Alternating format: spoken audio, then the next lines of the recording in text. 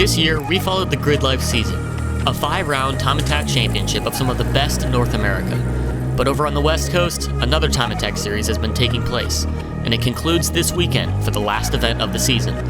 And since the Gridlife season is now over, some of the drivers of this series made the trek out to California to see how they stack up against some of the best of the West Coast. My name is Andy Smedegard, and we are here at Super Lap Battle 2017 at Buttonwillow Raceway. It's kind of cool to bring some of the Gridlife cars here. Both series can kind of coincide together. You've got two big time attack sanctioned bodies kind of both feeding each other, so it's actually kind of neat. My car is a 2006 Mitsubishi Evo 9. We've got a 2.2 liter engine powered by a Garrett GTX 3582 Gen 2 turbo. It's making approximately 680 wheel horse. Our big competition is the Jaeger STI guys and then the Pro Awesome Evo. I think there's a few other cars that are close. I know James Houghton, there's a few other cars that are going to be right there, but just kind of talking with some of the other competitors, I mean, they've got some high goals set, so we'll see who comes out on top. Andy Smedegard is not your average time attack driver. His car may look crazy, but it's actually lightly modified compared to some of his competition. I found a pretty good deal on this pretty big single element wing, kind of, fabbed up my own brackets. We're still learning, we're new to this stuff. We don't come from a professional racing background or anything, so a lot of this stuff here is what we would call homemade. We've probably bought half the aero parts at Home Depot. Andy has put much of his emphasis on driving over buying modifications for his car, so he might be a little short-handed going into competition this weekend. We'll see if he has the driver skill, though, to come out on top.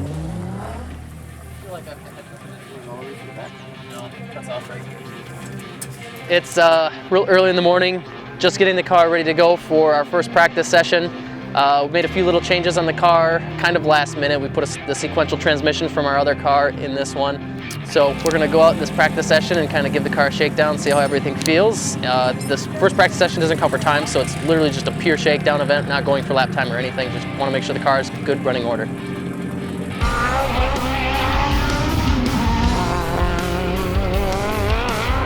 The practice session goes by without a hitch, and Andy's car is performing well. But unfortunately, in the first official heat of the day, both the Professional Awesome Evo and Jaeger Racing STI have blown their engines. This leaves Andy with James Houghton as his primary competition as they go into the second heat.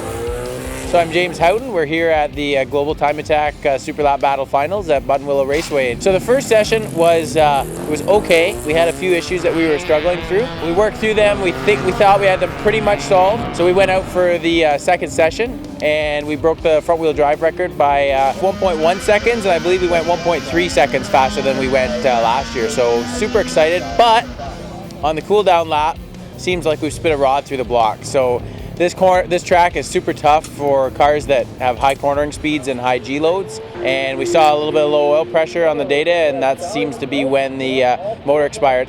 We're gonna go through our spares buckets and see what we can piece together, and we might even build another motor tonight. If all the accessories that are on this motor are usable, then we're probably gonna put something together tonight. Maybe get back out there for tomorrow. With James Houghton also without an engine, this leaves Andy decimating the competition. But there's another driver who's here from Gridlife, Daio Shihara, and normally he's drifting in the festival events, but he's come to Super Lap Battle to see what he can do with the Spoon Sports team in their FD2 Civic Type R. So today I'm driving for Spoon Sport, and we brought these two different Type Rs, the new one and the old one. The new one just like a light tune, it's basically like a street class. Another one, FD2 Type R, is our unlimited front-wheel drive class car, and it can go way faster. We're hitting like 144s. Even though unlimited class, the power is not as high as other competitors. The aero is not as crazy as others. So again, we're trying to go as fast as we can without having like crazy modification compared to like last year's spec. The first day ends with Andy Smedegard on top. His driver skill is proving to outweigh the high budgets of his competition. We'll see what happens tomorrow for the second and final day of the last time attack event of the season.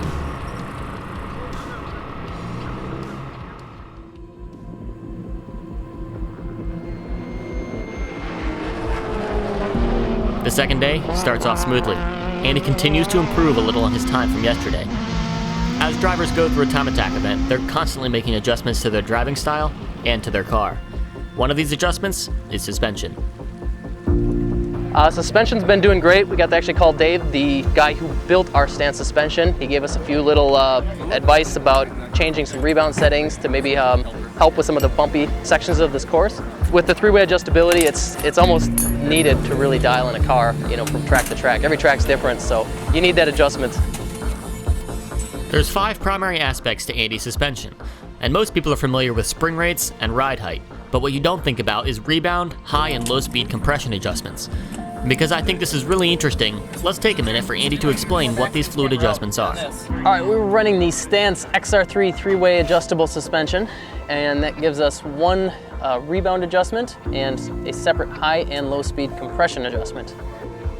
The rebound adjustment is right underneath, right above the axle. It's a little knob, it's got about 16 clicks. So rebound is controlling the spring energy that gets released. So as you compress a spring, there's energy that wants to be released there. And without your shock, it would just spring back and it would kind of keep on bouncing. So the rebound is actually controlling that energy when the spring is released back. So more rebound, obviously there's more force, less rebound, it lets the spring kind of do more of what it wants to do. We have our low speed compression, which your low speed is going to be like the car kind of diving into a corner, any slow speed of the shock. High speed would be hitting bumps. You're going down a highway and you hit a really quick bump. That's high speed. So you'd kind of adjust that with the high speed compression adjuster. With Andy's suspension all dialed in for this track, he goes out and shaves even more time off. He puts down a 140.5, almost a full 2 seconds faster than anyone else at the event. Last lap went pretty well. I felt that I did a lot better driving, and the time did show we did run a little quicker. We ran a 140.5.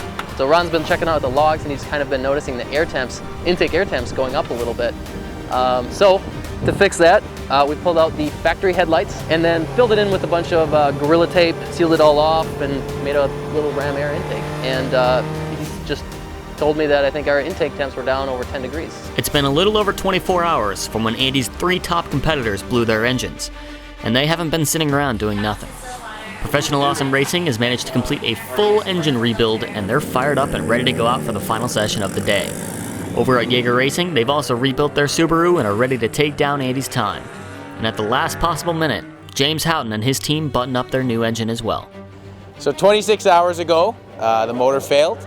We threw a rod through the block, and my best friend Eric Levine, who's also the builder of the car, he built the motor by himself in the middle of the night. And here we are 26 hours later, and we are ready to go out for the final session at Super Lap Battle. Houghton goes out, but shortly after runs into an electrical issue, shutting down his car. Not long after, both Professional Awesome and Jaeger Racing run into issues, forcing a short ending to their session. But Andy managed to put down a blistering 140.05, ending the weekend as first place overall.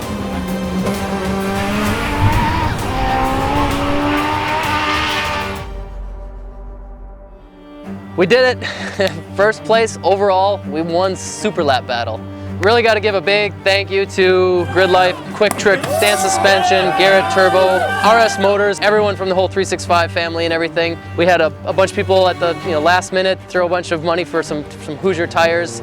Andy goes home with a first place trophy, destroying the competition by almost a full 2 seconds. It's been a great year for Andy in the Gridlife Evo, but as the winter sets in, Andy plans to do a full rebuild of the car, so he can go even faster next year.